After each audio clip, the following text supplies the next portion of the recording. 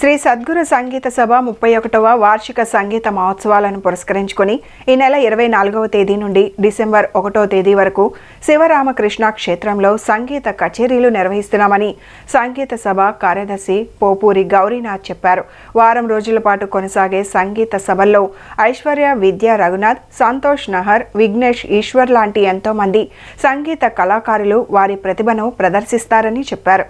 సద్గురు సంగీత విద్వాన్మణి బిరుదును ప్రముఖ గాత్ర విద్వాంసులు డాక్టర్ వాగేష్ కు ప్రదానం చేస్తున్నామని చెప్పారు.